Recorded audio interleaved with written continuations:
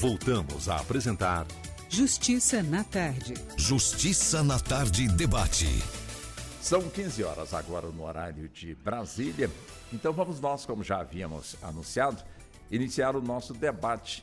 Debate que hoje está voltado para o decreto assinado pelo presidente Lula e que estabelece novas regras trabalhistas em contratos de órgãos e entidades públicas federais com empresas que oferecem mão de obra terceirizada como serviços de segurança, limpeza e obras de engenharia. Evidente que, entre outros. Segundo o governo, a norma prevê um alinhamento de todas as contratações realizadas pela administração às orientações da Organização Internacional do Trabalho, a OIT, promovendo um ambiente de trabalho digno, livre de exploração de mão de obra, principalmente a infantil, ou de condições análogas da escravidão ou à escravidão. Entre as medidas, o texto que já está publicado no Diário Oficial da União estabelece regimes de trabalho mais flexíveis, compensação de horas ou reorganização de escala, bem como possibilita a redução da jornada de 44 para 40 horas semanais, sem redução de salário para alguns casos. Uma das ideias é evitar a presença, desde que não seja imprescindível, de funcionários nos fins de semana. Ou seja, aquela história de um ponto facultativo, ou então de um feriado, onde os empregados públicos, os concursados, vamos colocar assim, eles, portanto, não cumprem ou não estão ali cumprindo escala, então são dispensados. Mas os terceirizados, na maioria das vezes, cumprem, portanto, ali o expediente. E com esse novo decreto, agora tem que ser o que alcançar, portanto, os servidores concursados, também alcançará, evidentemente, também os terceirizados. É nessa linha que nós vamos, então, levar mais esclarecimentos para você, que nós vamos, a partir de agora, debater este assunto com a nossa convidada, como também com os nossos convidados. Já cumprimento a doutora Cíntia Machado. Doutora Cíntia, que é especialista no direito do trabalho, seja muito bem-vinda mais uma vez. Muito obrigado por aceitar o nosso convite e muito boa tarde para a senhora. Muito boa tarde, muito obrigada pelo convite. É sempre uma honra fazer parte dessa programação. Muito obrigado a senhora pela gentileza. Doutor Alexandre Pereira, também advogado especialista no direito da regulação.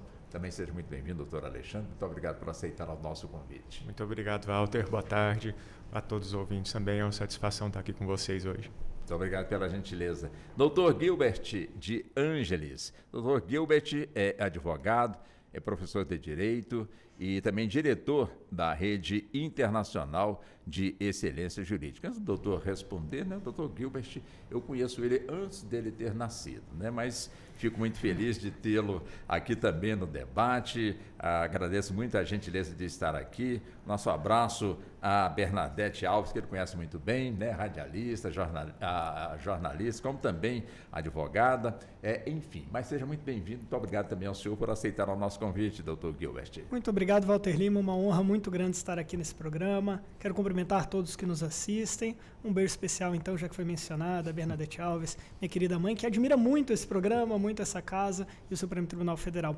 Também dizer que é uma honra estar aqui com a doutora Cíntia, o doutor Alexandre, para debatermos um tema que, de fato, é muito caro e que terá muito impacto na sociedade.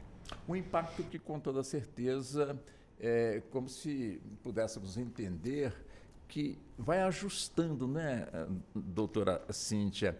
Porque para muitos, enfim, se sentiam, de certa forma, uma desigualdade enorme, ou seja, o terceirizado com o funcionário concursado. Não que estejamos aqui criticando A ou B de forma alguma, né? O importante é que, às vezes, exercendo ali a mesma função, num trabalho terceirizado, ou então numa função diferente, e muitas questões, portanto, neste decreto, procura justamente ajustar. Como é que a senhora avalia aí a chegada desse instrumento, doutora Cíntia? Bom, esse decreto ele tem uma importância enorme, né, em relação a esses trabalhadores terceirizados, e ele traz, na verdade, aquilo que a legislação trabalhista já garante, né, para os trabalhadores, que é principalmente essa questão relacionada à proteção, à segurança do trabalho, à não realização de trabalho análogo à escravidão, à não realização de trabalho degradante, a questão da isonomia, como destacado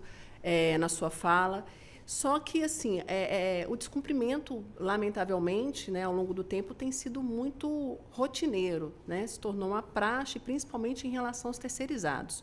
E esse decreto, agora, ele traz, né, essas garantias no próprio contrato estabelecido pelas empresas. Então, além da legislação trabalhista, eles devem garantir o cumprimento desses direitos no próprio contrato. Então, dá ainda uma relevância maior em relação à questão do cumprimento dessas obrigações. Então, são obrigações básicas tratadas pela própria Organização Internacional do Trabalho e pela legislação trabalhista, garantias constitucionais que são descumpridas de forma repetida, né? E aí, agora, com essa legislação, traz não só da legislação, mas para dentro do contrato. Na verdade, já a legislação, a Constituição, já está ali, né? As partes têm que cumprir. Só que com a lei agora traz uma ênfase maior. Vamos ver se agora a legislação é cumprida com essas obrigações inseridas diretamente no contrato de trabalho que é firmado com as terceirizadas. E aí nós temos algumas novidades, logicamente, sobre a questão da previsão das férias, essa questão do ponto facultativo, de acordo com aquele recesso do servidor, que são novidades trazidas e importantes justamente para trazer essa questão da isonomia em relação ao trabalho que é exercido. Um decreto, né, doutor Alexandre, que a princípio alcança, portanto, as empresas nacionais, né, as empresas federais, vamos colocar dessa forma, né? Mas que eu imagino que nada impeça que governos estaduais ou municipais, de alguma forma, também apliquem esse mesmo decreto, né, doutor Alexandre? Isso mesmo, Walter. Inclusive, essa é uma medida que normalmente os governos estaduais adotam voluntariamente quando há uma norma de impacto tão relevante como esse decreto do presidente Lula. E, como você disse, esse decreto ele acaba por solucionar, por resolver um desconforto que sempre houve dentro do serviço público, entre os servidores e os funcionários terceirizados, que era essa desigualdade que existe dessas atribuições, desses direitos, né? E, com certeza, os estados vão acompanhar. As prefeituras de maior porte também, certamente, trarão esse novo regramento para se garantir esses direitos dos trabalhadores e de forma que haja essa igualdade entre os servidores e os terceirizados, que sejam garantidos esses direitos, né, para que, de fato, haja para os terceirizados os mesmos direitos que os servidores possuem, como o Ministério da Gestão e Inovação muito bem trouxe quando foi fazer essa proposta para o presidente. Os empregados terceirizados, colocamos aqui tanto o feminino como também o masculino, né, doutor De Angelis? Quer dizer, sempre uma das grandes desvantagens para enfim, essa categoria de trabalhador era justamente quando entrava uma nova empresa. Aí, automaticamente, aquele que estava pertinho para tirar suas férias tinha que começar um novo processo, porque entrava no novo, enfim, numa nova empresa, vamos colocar assim. Eu quero crer que dentro desse decreto, eu não sei se, de alguma forma, essa parte está solucionada. Mas uma parte que, com toda certeza, vai impactar, como os senhores já observaram, é justamente na questão dos vencimentos, né? Ou seja, a empresa que ganha uma licitação para ganhar baixa, portanto, o valor realmente da prestação do serviço para poder, então, compensar no salário dos empregados, ou seja, diminuir o salário daqueles que ganham um tanto nessa empresa que está saindo e a outra que chega baixa, portanto, esse valor. Isso não vai poder mais. É um ganho, doutor De Angelis. Walter, esse é um ganho considerável. Começo até reiterando o que os colegas já mencionaram, porque, de fato, nós estamos tratando de assuntos que a Constituição já prevê. Em diversos artigos, 1º, 3º, 7º, 170, em vários ambientes, esses direitos já estão previstos na própria CLT.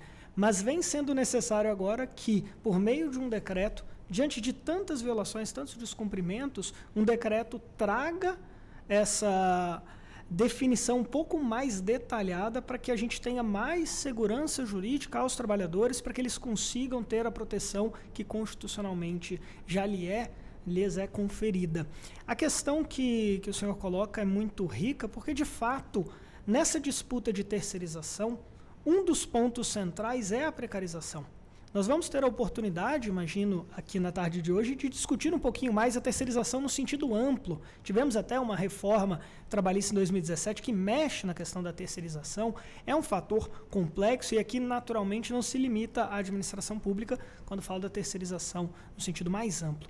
Mas, especificamente sobre a sua pergunta, agora, isso sendo tratado dentro do contrato, há uma segurança jurídica maior para os trabalhadores terceirizados. E também o próprio decreto já prevê algo que é muito interessante, que poderemos debater também, que é a previsão orçamentária na proposta que está sendo tratada. Ou seja, é preciso que, na disputa licitatória, a empresa estabeleça um valor factível que cumpra com todas as normas trabalhistas, inclusive convenções coletivas, que é para evitar esse ponto mencionado, em que uma empresa ganha uma licitação justamente às custas da precarização do serviço.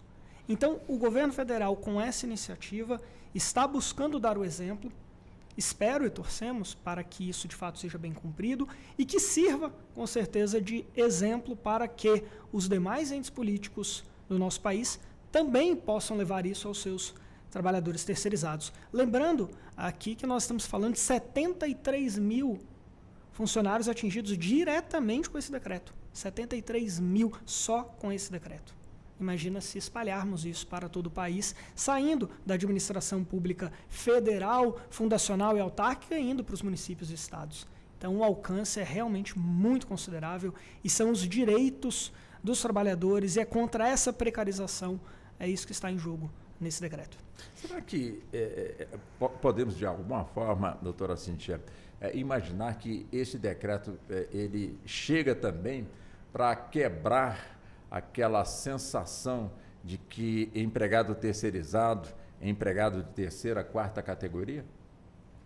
Acredito que sim, Walter. Realmente, assim, os terceirizados é uma classe de trabalhadores que tem esse estigma, né, de quarteirizados, terceirizados, justamente pela formatação que é feita esse contrato. Então, esse contrato é um contrato triangular, né, em que a administração pública, no caso, ou pode ser outra tomadora de serviços, contrata uma empresa e essa empresa tem os empregados. A gente tem uma intermediação nesse caso. E é justamente dessa intermediação que vem essa questão relacionada à precarização dos direitos desses trabalhadores. Porque esse trabalhador ele não está sendo pago diretamente pelo serviço que ele está prestando. Existe uma terceira pessoa, né, uma intermediadora ali, na verdade, não uma terceira pessoa, mas que também está lucrando em relação àqueles serviços, né? A gente tem uma máxima que é falada que o caso de terceirização seria o aluguel de um trabalhador, na verdade, né? Está se alugando. É forte isso, mas se a gente for para a realidade, é concretizado essa situação. Claro que tem a sua necessidade, é importante, é uma questão que vem já há um tempo, inclusive de desdobramento de outros países, mas tem essas questões que precariza esse trabalhador, inclusive em relação à própria remuneração. E justamente por conta que há uma intermediação, esse valor da remuneração acaba tendo um montante menor. E esse decreto ele vem no sentido mesmo de melhorar essa situação dos terceirizados, que já houve vários prejuízos ao longo dos anos, seja por conta da questão da terceirização na atividade fim, seja relacionada à questão da própria reforma trabalhista, que acaba trazendo algumas supressões nesse meio de trabalho. Então, acredito que seja uma resposta muito positiva em relação a esses trabalhadores, esse decreto, com essas exigências, justamente trazendo questões relacionadas à proteção do trabalhador e para minimizar essas situações relacionadas ao descumprimento da lei, que estão diretamente relacionadas à segurança e saúde desse trabalhador, dessa trabalhadora. Ou seja, o decreto está aí, doutor Alexandre. E agora, as partes têm que cumprir e quem fiscaliza? Excelente pergunta, Walter, que acredito que todos que estão nos ouvindo devem estar se fazendo. A SEGES soltou um comunicado para os órgãos no início de setembro, no dia 12 de setembro, logo após a publicação do decreto, orientando para que aguardassem as orientações, a normatização que a SEGES e o MGI farão, que inclusive estipulando papéis de quem deve fiscalizar cada etapa desse cumprimento. Inclusive, a primeira instrução normativa, que foi a instrução normativa 81, foi publicada logo no dia 12, que especificamente em relação à compensação, essa fiscalização ficou para o fiscal setorial, para o fiscal do contrato, sobre as regras de manifestação de interesse e da consulta a cada área executiva, enfim, mas um ponto que eu acredito que ainda não foi definido e que vai se tornar necessário uma fiscalização mais criteriosa é a redução das 44 para as 40 horas semanais, que ainda não está previsto em nenhuma instrução normativa. Essa questão do horário dos terceirizados na administração, ela sempre sempre foi complicado para o agente público, para o servidor, aonde aquele empregado exerce as suas atribuições, que não é um chefe imediato dele, que é sempre uma questão que foi muito, muito discutida e que os órgãos têm muito cuidado de não haver ingerência administrativa na empresa.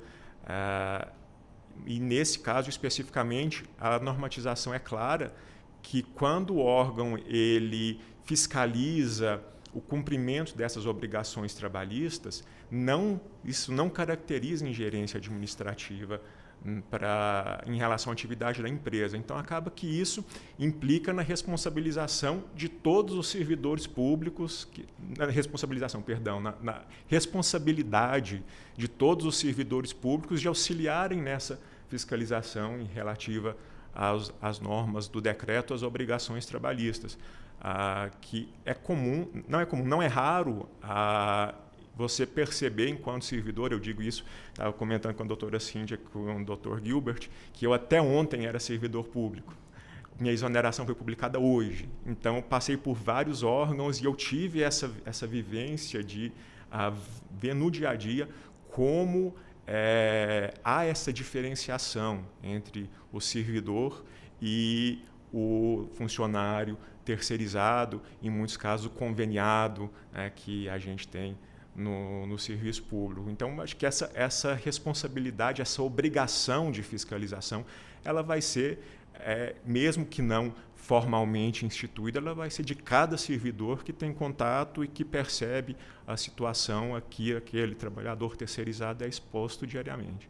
E um dos pontos, né, doutor Gilbert, que, enfim, já há registros, portanto, desses fatos, de empresas que ganham, portanto, a licitação, as empresas assumem, portanto, ali a sua responsabilidade, fica um bom tempo ali, de alguma forma, exercendo a sua função, como muito bem pontuou a doutora Cíntia, eu concordo com ela, alugando ali os seus empregados, e, de repente, essa empresa, da noite para o dia, desaparece. E fica, portanto, ali aquele empregado dedicado, sem saber o que fazer.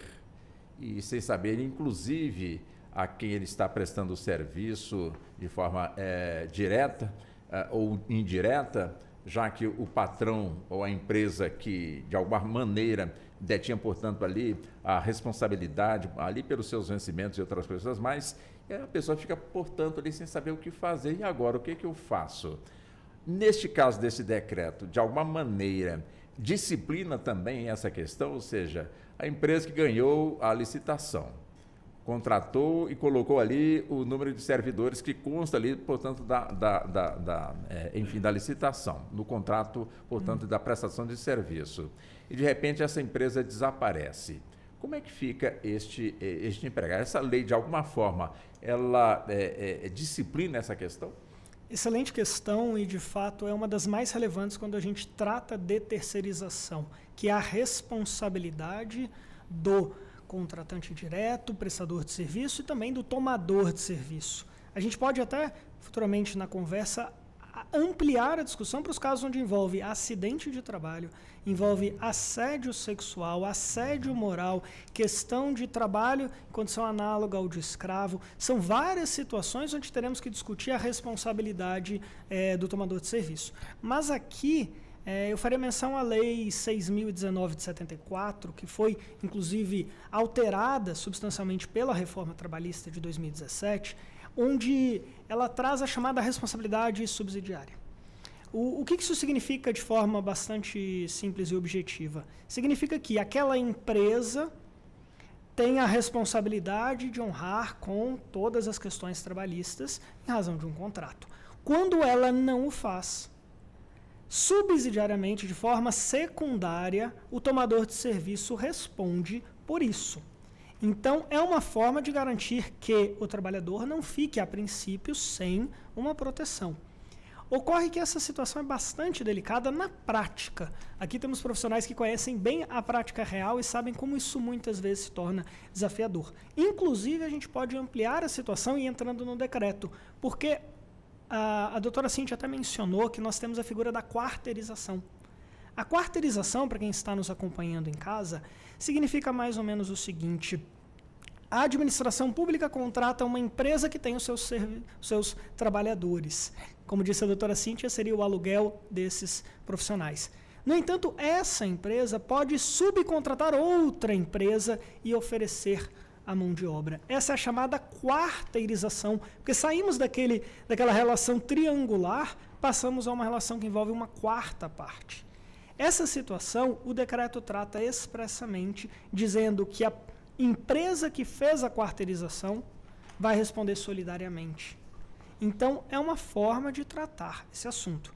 No entanto, eu vou advertir que a questão da terceirização é muito polêmica, é muito controvertida. A ANAMATRA, por exemplo, a Associação Nacional dos Magistrados Trabalhistas, vem se manifestando há muito tempo, antes mesmo da reforma trabalhista, de forma contrária à terceirização no país.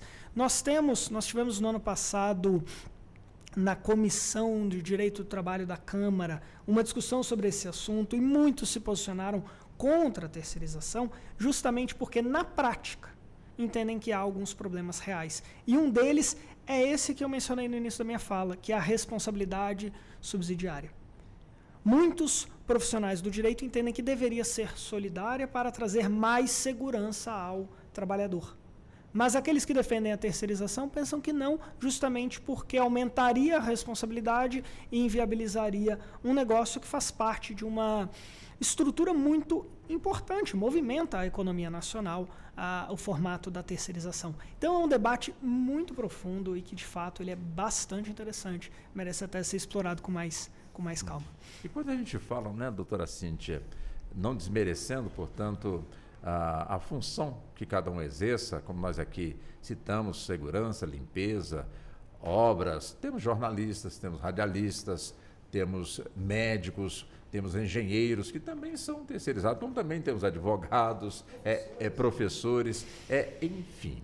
É importante a gente trazer, portanto, enfim, também colocar esse assunto dentro da discussão, porque foi a palavra precarização. É uma palavra que ainda soa muito forte, né, nesse tema que nós estamos aqui abordando. A senhora fica à vontade para, de alguma forma, colocar algo que foi dito aqui também pelos pares, né, da senhora, pelo doutor Gilbert, como também pelo doutor Alexandre, mas a nossa questão é justamente essa.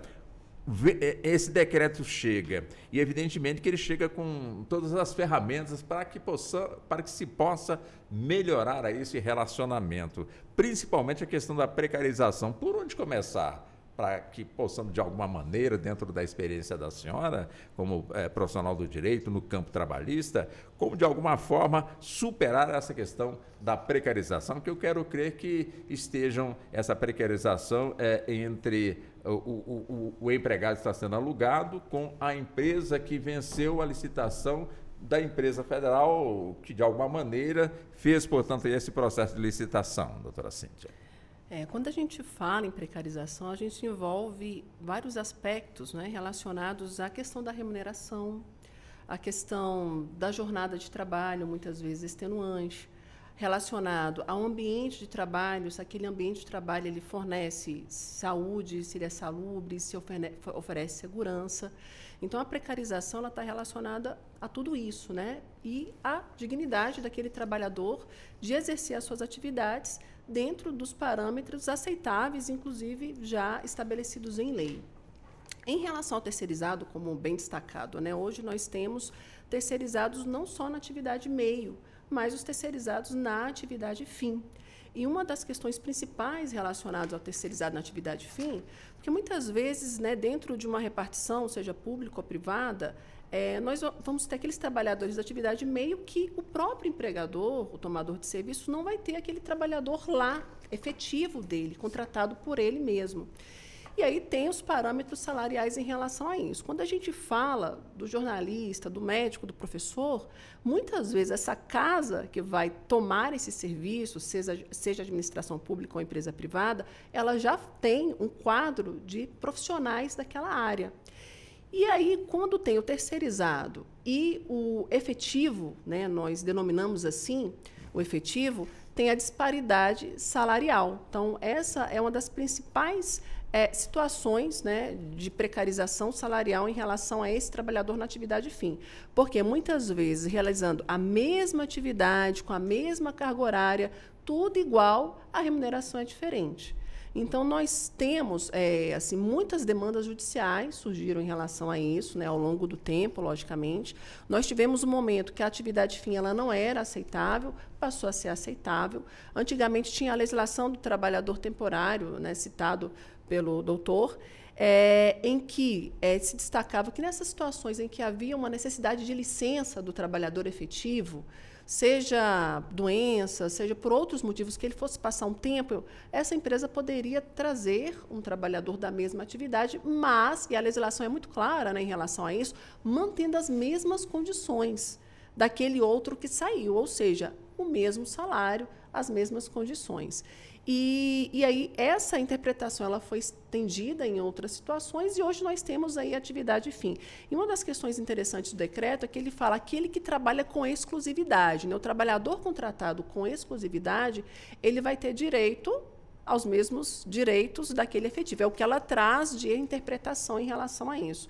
Então, nessa situação, né, de melhorar a situação do terceirizado hoje no Brasil, é um salto muito grande, né, essa declaração, esse registro expresso no decreto, que deve constar, inclusive, no contrato de trabalho que vai ser firmado, já para não ter essa questão da violação ao princípio da isonomia, né, porque a Constituição Federal ela traz no artigo 7º que, pelo mesmo trabalho, tenha o mesmo valor. É uma garantia constitucional. Então, se num estabelecimento é exercida a mesma atividade e ali tem as mesmas qualificações também, estão no mesmo nível, né, o mesmo tempo de casa, tudo isso, a remuneração, de fato, deve ser semelhante, né, a depender das avaliações de desempenho, tem tudo isso, né, no decorrer de uma carreira, mas deve-se ter a mesma remuneração. Então, um dos pontos aí de complexidade é justamente essa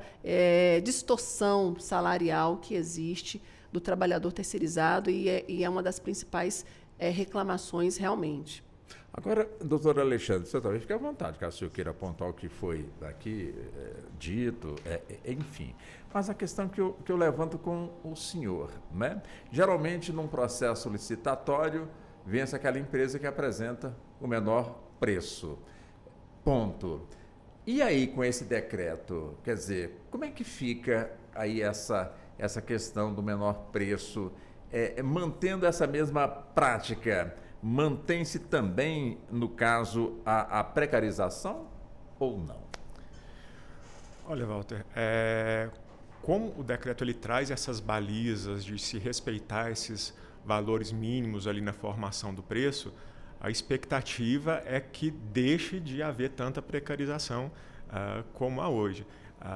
Como vai ser essa fiscalização, como você bem disse, ainda é uma incógnita de como que isso vai ser feito, Mas o que a doutora Cíntia me trouxe me relembrou um ponto interessante, que há alguns casos, inclusive esse principalmente para os servidores do PGPE, que eles têm os salários que estão muito defasados.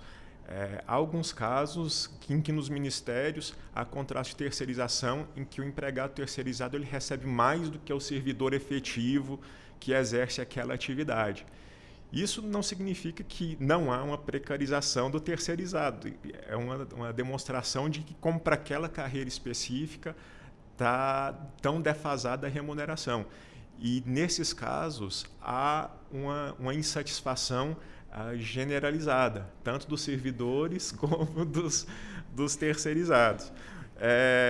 E, principalmente, trazendo a questão que o Dr. Hilbert trouxe sobre como se alastrou essa terceirização, e isso é um ponto de atenção muito grande também para a aplicação da necessidade de se aplicar esse decreto no país como um todo, em todos os entes federados, porque principalmente nas pequenas prefeituras, dos pequenos municípios, a terceirização ela é utilizada como um meio de se burlar a lei de responsabilidade fiscal em relação ao máximo de despesas com o pessoal. Então, você tem essa contratação, essa pejotização do funcionalismo para mascarar que a LRF está sendo descumprida. Isso, nesse momento de eleição municipal, é muito grave, né? Porque o que acontece, isso é rotineiro, há várias denúncias sobre isso, o funcionário terceirizado, ele além de ser precarizado, ele ainda tem a sua liberdade eleitoral ameaçada, né? Ele é chamado no gabinete do prefeito e é dito: se eu perder a eleição, segunda-feira eu tenho que demitir todo mundo. Então, olha a pressão que esse funcionário é obrigado a suportar nesse período eleitoral, que a gente está aí com as eleições no domingo. Mas é a realidade que existe hoje. A gente tem que tentar diminuir essa precarização, até para a garantia dos direitos de todos esses trabalhadores.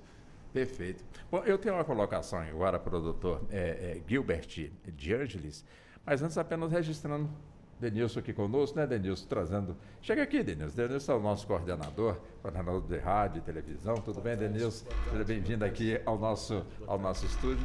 Estamos com o pessoal do programa Teixeira de Freitas, de intercâmbio. Ah, perfeito. Teixeira de Freitas, na Bahia?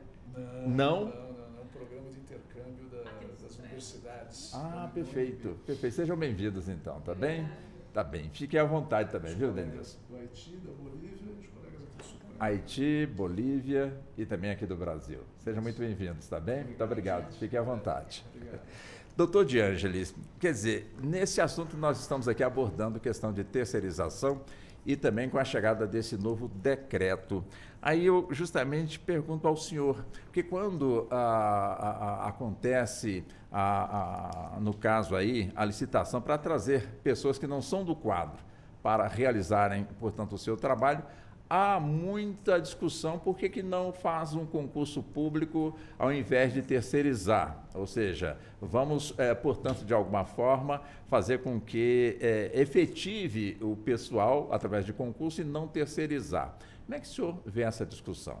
Discussão muito rica. Inclusive, o doutor Alexandre já antecipou um pouco dessa problemática do ponto de vista orçamentário, né? De fato, contratar servidores mediante concurso público, o que deveria, de modo geral, ser a regra principal, inclusive é um mandamento constitucional, o princípio do concurso público, que tem fundamentos essenciais na medida em que é o concurso público que assegura a devida continuidade do serviço público prestado, é o concurso público que assegura maior autonomia e independência dos profissionais que ali estão, porque nós vimos, apenas como um adendo, um caso muito emblemático que tivemos no Brasil, que foi um profissional da Anvisa, servidor público concursado, que suspendeu, interrompeu uma partida de futebol entre Brasil e Argentina na época da pandemia por conta de violações sanitárias.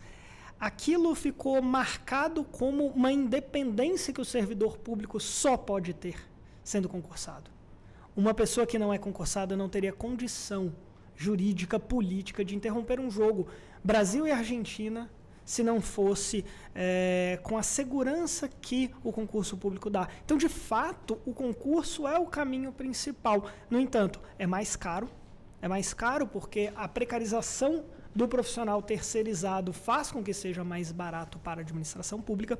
O fato de que você pode encerrar esse contrato conforme as necessidades do órgão, contratando mais ou encerrando o contrato e diminuindo os profissionais que ali estão. Então, isso dá flexibilidade. Do ponto de vista da administração, é muito mais prático terceirizar.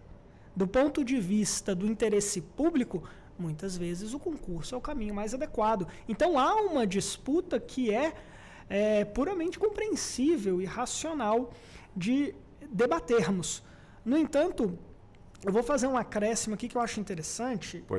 Do artigo 5º específico do decreto, ele fala um ponto que é muito rico, que diz assim, que as propostas nessa contratação licitatória, as propostas devem adotar uma planilha de custo e formação de preço com valor igual ou superior ao orçado pela administração. O que ele está dizendo aqui para a gente? Ele está dizendo que aquele que disputa tem que apresentar planilhado que de fato está cumprindo as obrigações trabalhistas. Só que isso vai tornar mais cara a contratação pública. Isso vai subir os preços. A administração pública vai pagar mais. Porque não tem almoço de graça. Naturalmente, se as empresas precisam colocar esse custo, a tendência é que suba o preço para a administração. Mas sobe dentro de um contexto que é legítimo, que é o cumprimento dos deveres trabalhistas.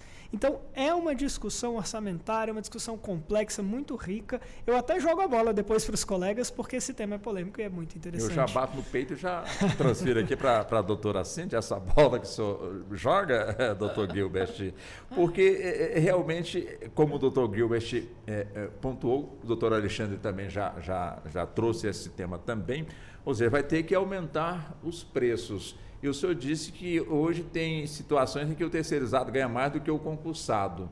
E aumentando mais os preços, isso vier a acontecer, de alguma forma pode inibir aquela empresa pública de ter empresas terceirizadas ali no seu, enfim, na sua gestão? Como é que a senhora vê esse aspecto também? Talvez isso possa gerar uma reflexão futura de novos concursos públicos, né, em relação a essas atividades que estão sendo exercidas por terceirizado. Mas tem outra questão assim, subjacente que é bem importante, que são as demandas judiciais. Né? Hoje em dia nós temos um lastro enorme de demandas judiciais decorrentes dessas empresas terceirizadas que descumprem aí os direitos trabalhistas. E a administração pública, como bem destacado, né, pelo Dr. Gilbert, ela responde subsidiariamente. Né? Claro que teve uma restrição relacionada, né? Ela responde se houver culpa na contratação ou culpa na fiscalização. Antigamente, ela respondia pela mera inadimplência da empresa terceirizada. Então, houve essa modulação pelo Supremo Tribunal Federal e hoje nós temos essa realidade de que apenas se houver culpa da administração, ela responde. Mas, em muitos casos, há culpa da administração por conta dessa questão da fiscalização.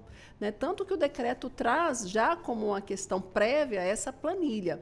Então, a administração pública, mesmo antes do decreto, era responsável por fiscalizar esses contratos. Se está havendo o pagamento corretamente, a questão do recolhimento do FGTS, o repasse das questões relacionadas à Previdência. Então, a administração pública tem essa responsabilidade. Quando não há fiscalização e ali os direitos trabalhistas eles são negados, é descumprido aquele contrato, a administração pública responde judicialmente perante o seu trabalho. Então, acredito, né, que com esse novo decreto, com essas novas diretrizes, essa implementação no contrato de trabalho firmado com as empresas terceirizadas e com o próprio contrato firmado com a administração pública, tende a diminuir essas ações judiciais. Então, a expectativa é que isso ocorra.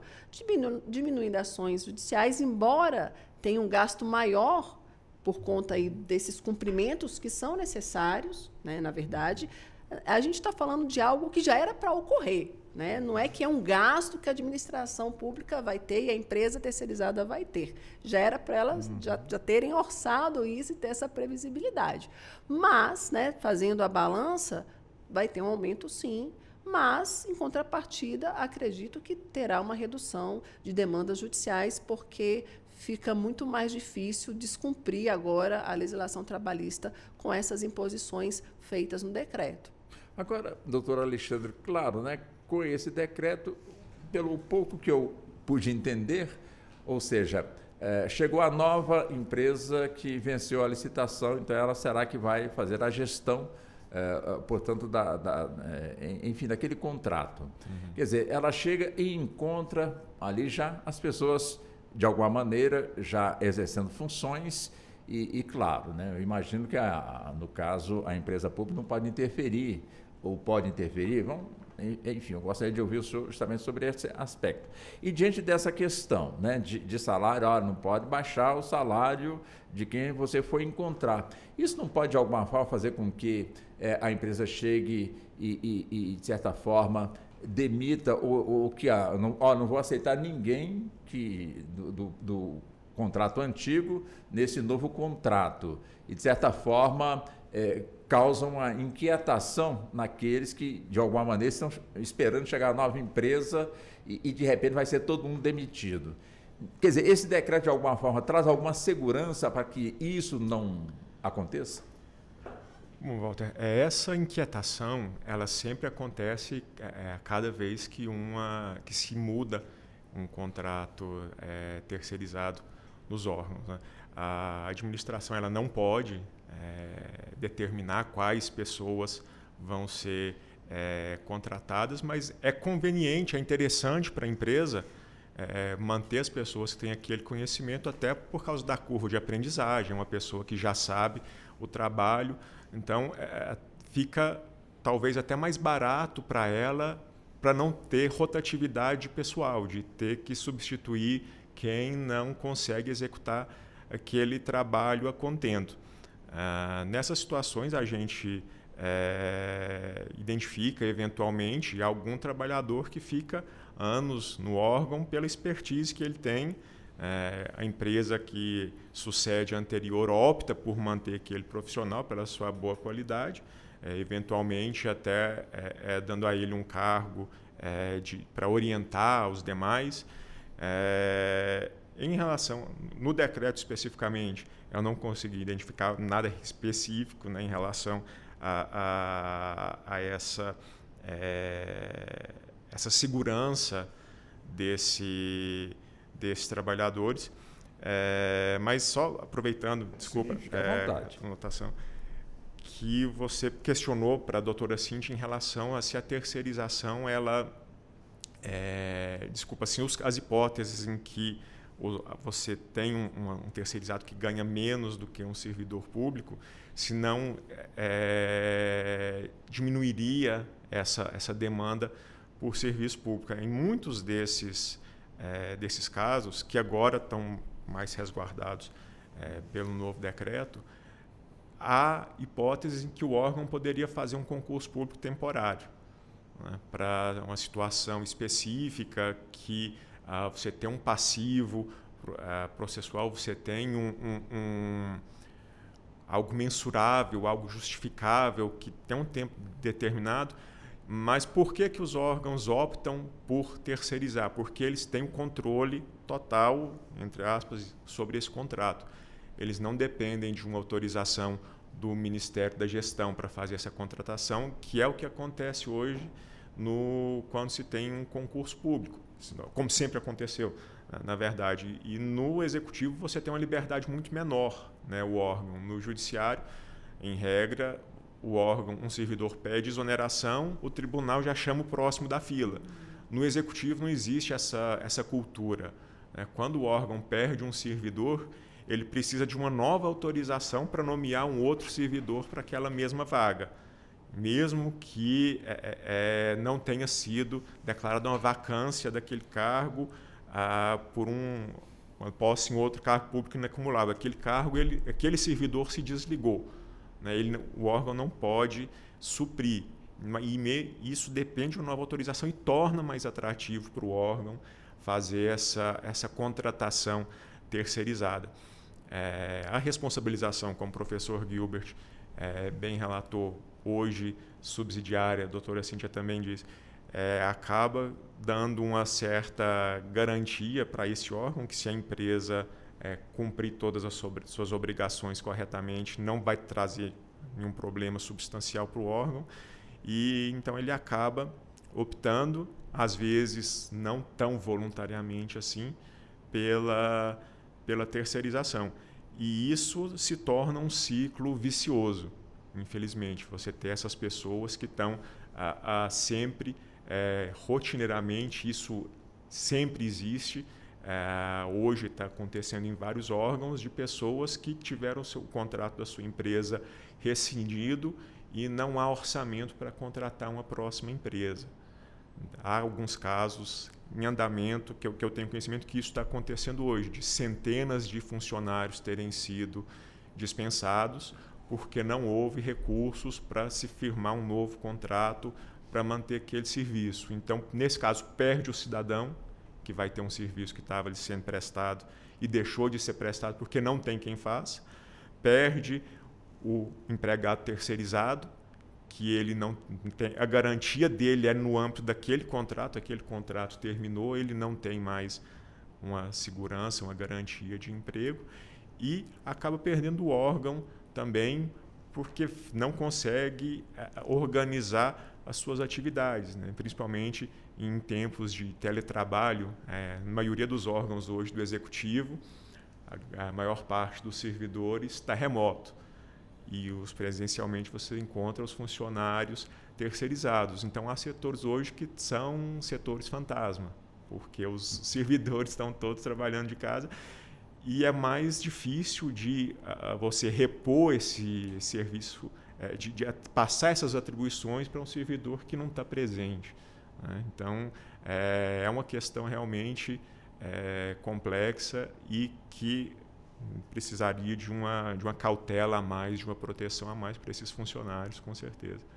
Doutor Gilbert, esse decreto, de alguma forma, ele suscita, para poder, de alguma maneira, cercar todos os lados em termos de direito, respeito, necessita de outros adendos a esse decreto, ou da forma que está perfeito? Eu cito, inclusive, há cerca de uns 10 anos, fazendo este programa, o Justiça na Tarde, um assunto que nós levantamos foi justamente o fato de, na hora do almoço, claro, tinha um refeitório perfeito, não vou citar aqui o órgão, para que os concursados, os efetivos, de alguma forma, pudessem fazer as suas refeições. Ao passo que, naquele mesmo horário, o pessoal terceirizado tinha que buscar a sua marmita, deixar, portanto, as instalações do prédio, encontrar uma árvore com sombra, se tivesse realmente sombra, sentar-se ali no gramado, se tivesse gramado, e ali então ia fazer a sua refeição. Ou seja, um fato que nós cobramos aqui, fizemos também um debate aqui dessa espécie de discriminação em relação, portanto, as pessoas de alguma maneira estavam ali sabendo que, para garantir o seu emprego, ela não podia de alguma maneira misturar, no bom sentido, com os efetivos, e sim deixar as instalações e ir para debaixo de alguma coisa para poder se sentir confortável e ali realizar, portanto, aí a sua refeição. Quer dizer, dentro desse decreto, acaba com isso? Essa é uma questão muito rica, Walter, e me permite até discorrer de formas bem interessantes, porque, veja, o exemplo que o senhor traz é uma verdadeira segregação que a gente verifica, né?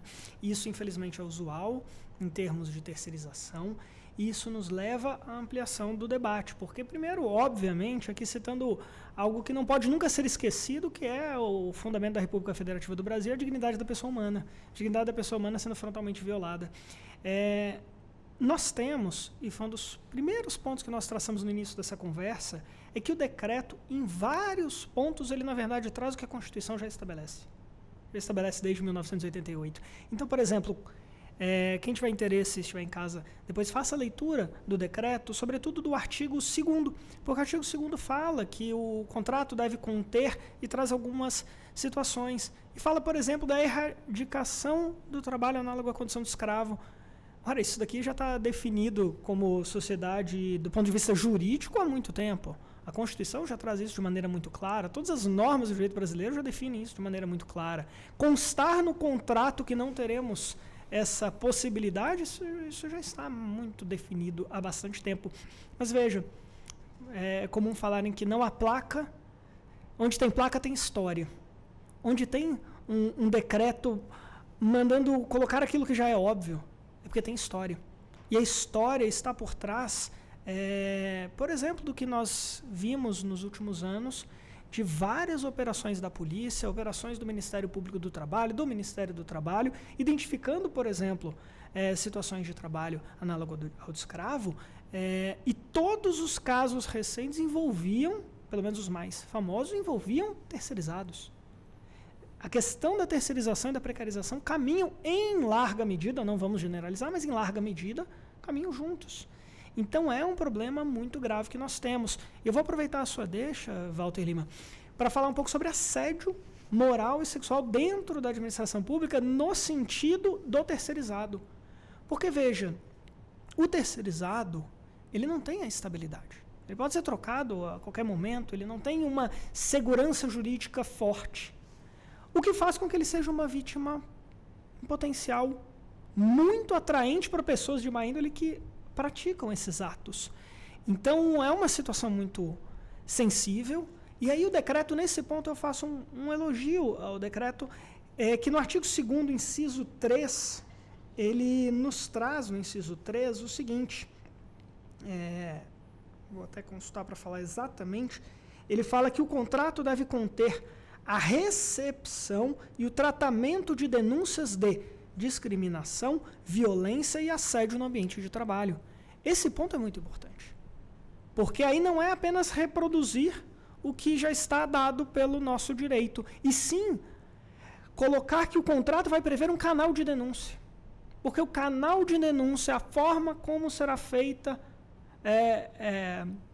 como será levado ao conhecimento, como será dado o tratamento, é fundamental para evitar que justamente os servidores públicos efetivos atentem contra os servidores terceirizados. Isso é muito importante. De fato, é uma questão que foi bem posta aqui no contrato. Então, temos, de fato, que aprofundar esse debate para que acabe essa segregação. E esse é um exemplo que o decreto nos traz, que protege o terceirizado de uma forma prática e efetiva, uma vez que estará já no contrato. E aí, para fechar minha fala, acho até que eu já me estendi bastante, para finalizar a minha contribuição aqui nesse momento, eu ousaria dizer que o ministro Luiz Roberto Barroso estaria orgulhoso de nós, porque estamos aqui há quase 1 hora debatendo, não usamos uma expressão em latim, nenhuma. E ele tem a defesa da linguagem simples, mas eu vou quebrar um pouquinho isso para falar da culpa in vigilando e culpa in procedendo, que são duas expressões que a gente usa muito quando fala em terceirização, porque diz o seguinte: aquele tomador de serviço, quando contrata uma empresa, no caso aqui a administração pública contratando uma empresa, tem que escolher bem. Quando não escolhe bem, a gente está falando da culpa in eligendo, porque escolheu mal, não teve o cuidado na escolha. Ao escolher uma empresa que não tem capacidade econômica, que não tem responsabilidade, que tem inúmeras ações trabalhistas, que é inadimplente, isso é culpa em eligendo. Nós temos a culpa em vigilando, porque no momento em que você firma esse contrato, o tomador de serviço precisa continuar atento. Assim como a empresa que oferece serviço precisa continuar com a devida vigilância do contrato e do serviço prestado. Tudo isso nos leva ao compliance, que é tão importante quando a gente discute terceirização. Então, acho que são algumas contribuições que ajudam a pensarmos um pouquinho mais esse tema. Nós temos 3 minutos, doutora Cíntia, nesse bloco. Claro que nós vamos entrar, portanto, aqui mais um pouco, em mais 1 hora de debate, mas eu deixo esses 3 minutos para a senhora fechar essa nossa primeira aula. O que mais impactou a senhora nessa discussão? São tantos os nortes aqui dados, né? Mas acho que os principais elementos que a gente pode extrair, né, desse debate é justamente a questão da isonomia que é dada, né, ao terceirizado. Claro que assim, ainda não em ampla extensão, mas em alguns pontos específicos, e esse interesse em que o terceirizado tenha um novo rumo, né, uma nova perspectiva, não só dentro da administração pública, mas dentro também em relação às empresas privadas. É impactante também essa narrativa feita pelo senhor sobre essa questão dessa discriminação existente, né, entre os servidores e também entre os terceirizados. Assim, é muito chocante essa situação, porque nós estamos falando de seres humanos, né, que são iguais, e ali exercendo trabalho digno, todos eles, todo o trabalho tem a sua relevância, todo o trabalho tem sua importância, e ver uma segregação dessa forma realmente assim acaba violando vários dispositivos constitucionais, além de trazer um aperto no nosso coração em relação a isso. E assim, o pior é que aconteceu aquilo lá e acontece isso hoje também em diversas frentes. Quando o senhor traz sobre a perfeição do decreto, é difícil, né, essa questão da perfeição do decreto, porque para que seja perfeito tem que ser cumprido, né? O que a gente tem como perspectiva é que haja um cumprimento maior por conta das questões que são inseridas no contrato. Mas ainda é difícil a gente cravar, né? É perfeito, porque sempre fica alguma coisa ali pendente que a gente vai descobrindo com a questão das implementações que são feitas. Mas é um grande avanço realmente, e resumindo aqui os pontos altos do debate, acredito que seja essa questão do decreto trazer essa importância para o terceirizado, e também chocante como a realidade do terceirizado ela é posta. Doutor Alexandre, 2 minutos para o senhor também para fechar esse bloco. Sim. Uma outra questão que gerou uma curiosidade em mim, enquanto eu li esse decreto, é que a gente tem alguns casos em que houve um processo seletivo de uma empresa para seleção de mão de obra centralizada pelo Ministério, à época o Ministério da Economia.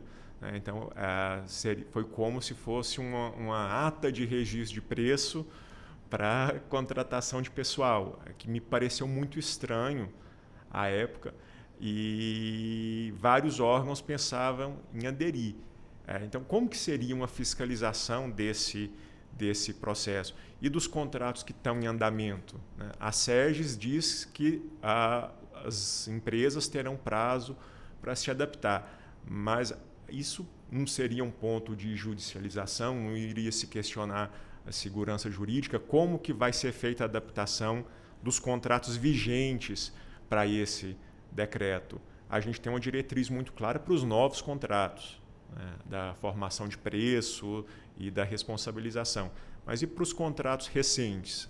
Talvez seja necessário, entre esses vários normativos e essas várias minutas de editais e de contratos que o Ministério da Gestão e Inovação vai disponibilizar, e eles já informaram que vão disponibilizar todos esses modelos, isso talvez tire essa dúvida que pairou no ar, especialmente se vai ser necessário aditivar os contratos que já estão vigentes para se adaptar, para se adequar ao decreto. Eu acredito que sim, não faria sentido ter uma norma nova que não retroaja em benefício do funcionário terceirizado. Mas esse ponto a gente vai ter respondido com o tempo, com as novas instruções normativas do MGI. Pois não. Bom, eu peço licença, doutor Gilbert, doutora Cíntia, doutor Alexandre. Nós vamos separar o intervalo, que é rápido, mas estaremos de volta daqui a pouquinho para avançarmos em mais 1 hora dentro desse nosso debate. Peço licença. Intervalo, voltamos em instantes. Até já. Você está ouvindo Justiça na Tarde.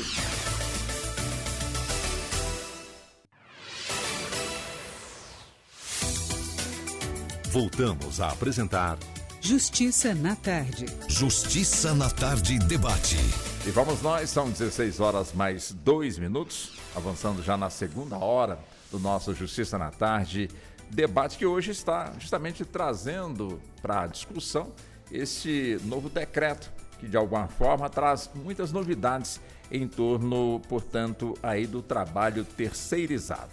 E hoje conosco estão os doutores Gilbert de Ângeles, ele que é advogado, é professor de Direito e também diretor da Rede Internacional de Excelência Jurídica.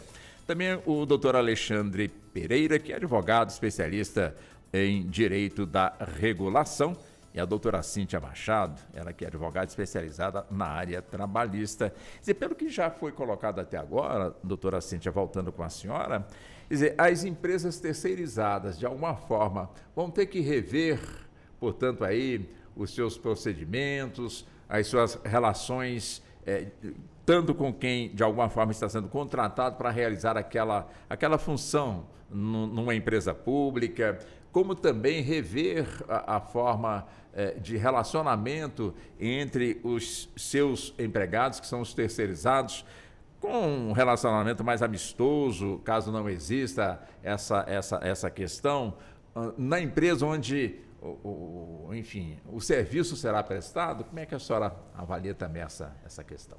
Ela precisa rever muito, na verdade, com a disposição agora do decreto, né? Na verdade, ela já precisa se organizar, porque existem os prazos em relação a algumas questões que já foram destacadas ali no decreto, do dia 11, né, com vigência a partir do dia Sim. 12. Uhum.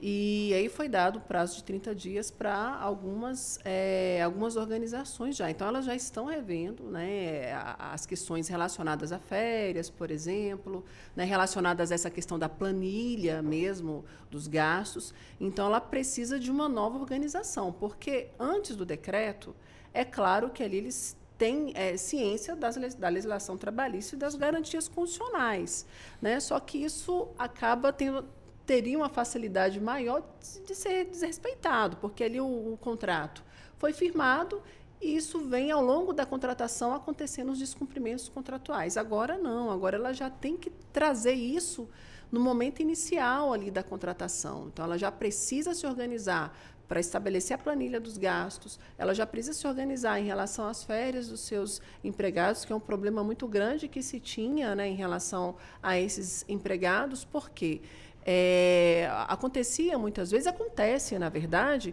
tem empregado terceirizado que fica 6 anos, 8 anos sem conseguir tirar um recesso. Por quê? Porque no momento em que ele teria direito de tirar o recesso, troca a empresa terceirizada, ele se mantém, mas num novo contrato de trabalho. E ali ele precisa adquirir um novo direito para ter direito às férias. Então, a gente tem muitas situações de pessoas que não conseguem tirar o recesso, porque precisa, logicamente, daquele emprego, sai uma terceirizada, sai outra, entra, e ele vai se mantendo, mas em situação muito precária, porque imagina não conseguir descansar em algum momento, né, em relação àquela atividade que é exercida. Então, agora, né, com a questão do decreto, as empresas precisam se organizar de forma prévia, porque isso precisa já estar no início da contratação com esses empregados e precisa também estar no início da contratação já com a administração pública federal. Interessante essa colocação da doutora Cíntia, doutor Alexandre, e precisa, justamente nessa questão, né? Está ali o empregado, quando ele... Bem, faltam um mês para eu poder já ter direito às minhas férias, a empresa sai e entra, portanto, uma nova, então vai ter que começar tudo do zero. Como a doutora Cíntia muito bem colocou, e aí? Né? A empresa que entra está dentro ali cumprindo a lei, bem, contrato novo, empregado para a empresa também novo, então não há o que conversar, vírgula. Há o que conversar? Bom, Walter, essa é uma situação muito mais comum do que a maioria das pessoas imagina. Há vários e vários funcionários terceirizados que, de fato, há anos não tinham férias e ficavam trabalhando ininterruptamente. Essa questão da compensação de horário para se tirar um recesso no fim do ano, por exemplo, nesse caso, ela não resolve o problema, mas mitiga. O funcionário ele vai ter pelo menos aquele período para ele repousar no fim do ano, ter suas férias, porque antes isso não poderia ser feito. Às vezes, informalmente, em muitos órgãos se fazia, o responsável pela área concedia esse recesso e essa compensação informal, mas ele poderia vir a ser responsabilizado por isso, porque era um inadimplemento contratual por parte não inadimplemento, mas uma contrariedade à cláusula do contrato. Né? Quando havia um ponto facultativo, há um recesso, a empresa ela tem obrigação, agora já vai ser ajustado, de manter todo o pessoal lá. E se não mantivesse, ela sim não estaria adimplindo o contrato e poderia ser responsabilizada nesse ponto. Então, esse foi um avanço, um dos mais importantes, eu acredito, nesse decreto, considerando a realidade que existe hoje da terceirização nos órgãos públicos. É uma forma de garantir um mínimo de dignidade, como o Dr. Gilbert disse, para esses empregados terceirizados que muitas vezes exercem as mesmas atribuições dos servidores que estão atuando ali naquele setor. Aí caberia várias outras discussões, mas que a gente fugiria um pouquinho de desvio de função, exercício de atividades distintas para os quais eles foram contratados. É um mundo essa discussão que se abriria. Mas em relação especificamente a essa possibilidade de descanso, de compensação de horas, o decreto foi muito feliz e a instrução normativa do Ministério da Gestão foi mais feliz ainda, que ela estabeleceu regras muito objetivas. Não precisa ser feita uma negociação em nível de direção de empresa com direção de órgão. O fiscal do contrato vai procurar o titular da unidade executiva onde o funcionário está lotado. Então, ele, muitas aspas, com o chefe dele, porque não é superior hierárquico, mas acaba que é quem orienta quais atividades ele vai fazer. Então, ficou muito simples essa negociação de compensação e de descanso, de folga, ou no caso de alguma necessidade de cunho pessoal do funcionário empregado, ele vai ter direito a essa compensação também. E é vedado exigir dele essa compensação se for uma situação em que ele tem direito a uma falta justificada, uma falta legalmente que ele pode retirar. Isso está na instrução normativa do MGI também. Então, foram várias evoluções bem relevantes que a gente teve nesse ponto. Interessante. Agora, doutor Gilbert, quer dizer, os assuntos vão surgindo, né? Claro que numa administração pública, quando chega ali, portanto, as pessoas que vão exercer funções através de uma empresa terceirizada, elas vão conhecer realmente as regras, né, daquela administração pública, ou quais são as suas obrigações, os seus deveres, como também, de certa forma, também os seus direitos. Portanto, com toda certeza. Aí é evidente que quando se tem, portanto, situações adversas, onde é que eu quero chegar? Ou seja, a pessoa chega, olha, você não pode isso, não pode aquilo, não pode isso, não pode aquilo, aquilo outro. Né? Tá tudo certo? Tá tudo certo. Mas, de repente, e os direitos que essa pessoa realmente ela não lhe foi dito, ou se foi dito ela não entendeu, ou se não entendeu, faltou realmente aprofundar um pouco mais, portanto, aí nessa questão. Porque, vamos supor aqui, uma pessoa que sofre um acidente dentro daquele espaço onde ela está exercendo ali a sua função. Como é que fica essa questão? Né? Ou seja, vamos supor que seja num hospital federal, né? Um hospital que tem a sua gestão feita pela administração pública, e aquela pessoa está ali, de alguma forma, exercendo a sua função e sofra, portanto, ali um acidente. Quer dizer, é comum a pessoa pegar aquela pessoa e encaminhar, portanto, para um outro hospital que não seja aquele, enfim. Ou seja, qual é a garantia que tem esse trabalhador terceirizado de que ele tem as obrigações, os deveres, mas também tem os seus direitos? Como é que a gente pode entender isso? Ótima questão. Eu começo com um dado que eu estava até checando para trazer a informação correta, a gente tem informação de que 70% dos acidentes com morte ou lesão grave no ambiente de trabalho envolvem pessoas terceirizadas. Então, 70% dos acidentes com morte ou lesão envolvem terceirizados. Veja a dimensão dessa pergunta que você nos traz sobre a segurança do trabalho. São 70% sofrendo essa situação. Então, a gente tem uma preocupação muito grande. Não é por menos que mencionei anteriormente que a ANAMATRA é contra a terceirização diante dessa situação de precarização. Os direitos, eles existem. A gente discutiu a responsabilidade subsidiária. Há casos muito específicos e excepcionais onde a responsabilidade pode ser solidária também. São casos excepcionais.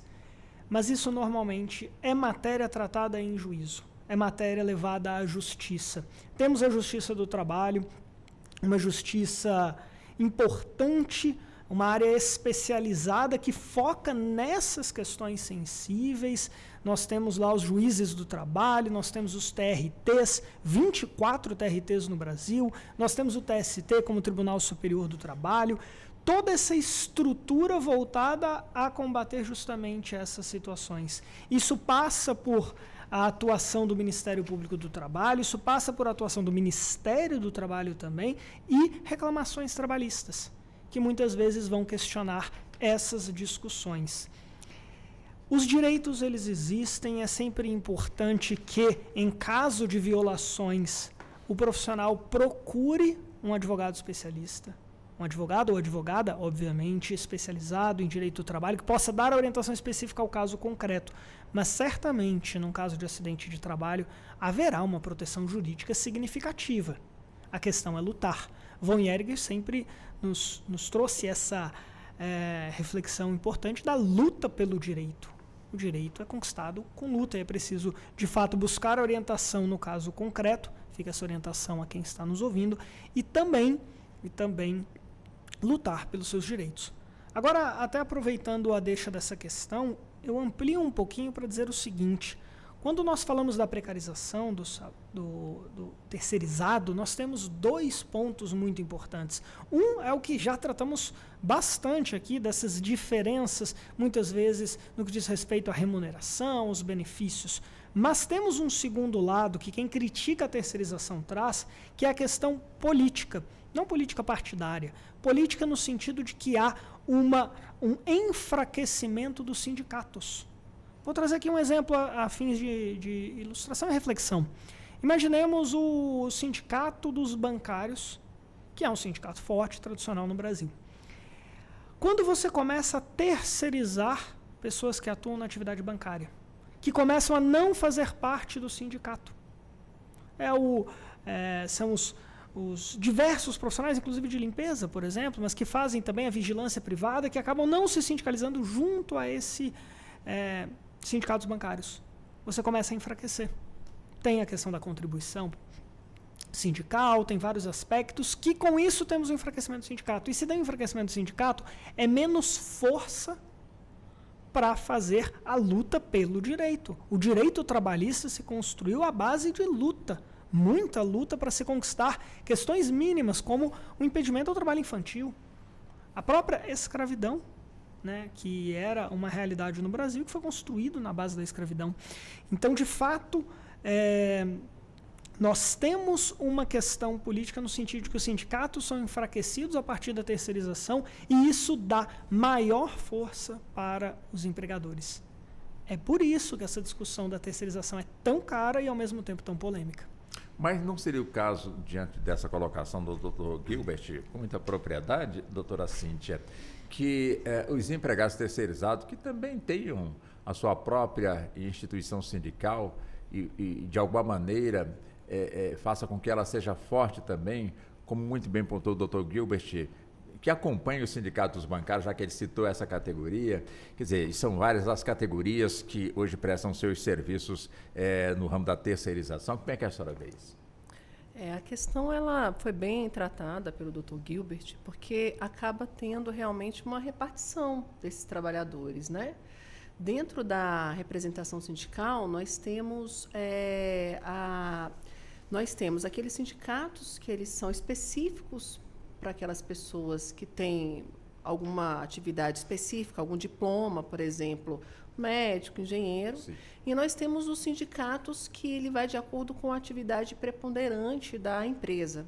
Então, por exemplo, se uma construtora, por exemplo, ali ela tem engenheiros e ela vai ter também outras atividades ali dentro daquela construtora, como o eletricista, o pintor, o auxiliar de escritório. Exatamente. Então, nós teremos um sindicato que vai ser específico do engenheiro, né, que existe aquela atividade regulamentada em lei, e nós teremos, entre outro sindicato, que é para as atividades preponderantes. E aí reúne, muitas vezes, né, atividades distintas, mas que tenha conexão essas atividades.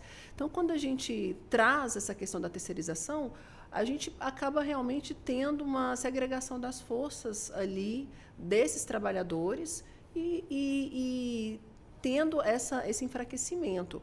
O direito do trabalho ele foi conquistado, né, ao longo da história por meio da solidariedade desses trabalhadores, né, que é justamente eles estarem inseridos no mesmo meio, lutando pelos mesmos objetivos. E isso construiu a história do direito do trabalho. Se não fosse isso, né, tem aquela história, né, que andorinha sozinha não faz verão, Sim. Difícil seria. Né? Imagine a exposição do trabalhador, daquela pessoa, em tempos antigos como hoje, atualmente. Então, é muito importante essa solidariedade dos trabalhadores, que traz, inclusive, uma imunidade, né? Para esses trabalhadores, no sentido de não serem violados, não serem perseguidos, nesse sentido. Então, de fato, concordo com o Gilbert ao destacar essa questão do enfraquecimento das entidades sindicais e do próprio trabalhador, uma vez que muitos direitos são conquistados por essa coletividade. Muitas ações, por exemplo, de sindicato, elas são propostas por meio de ação civil pública. E isso é interessante porque o trabalhador, ele propondo a ação individualmente, muitas vezes ele vai ter algum tipo de perseguição naquele meio, a depender da história, do contexto.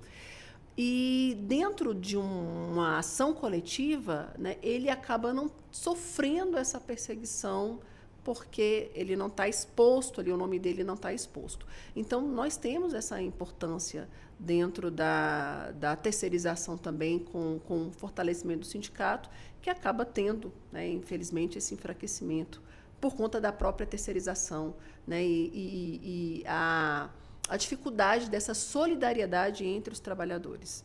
Interessante, né? A gente avançando nessa discussão, aí me vem realmente aqui eu me questionando, auto-questionando, mas vem cá, nós estamos falando realmente da terceirização, dos concursos públicos, mas no meio de tudo isso nós temos a robotização, ou seja, a tecnologia chegando para valer e, de certa forma, eu não digo que esteja acabando com muitas profissões, mas, de alguma maneira, muitas profissões estão sendo substituídas justamente por essa nova tecnologia que não tem como parar. É um avanço que vem acontecendo.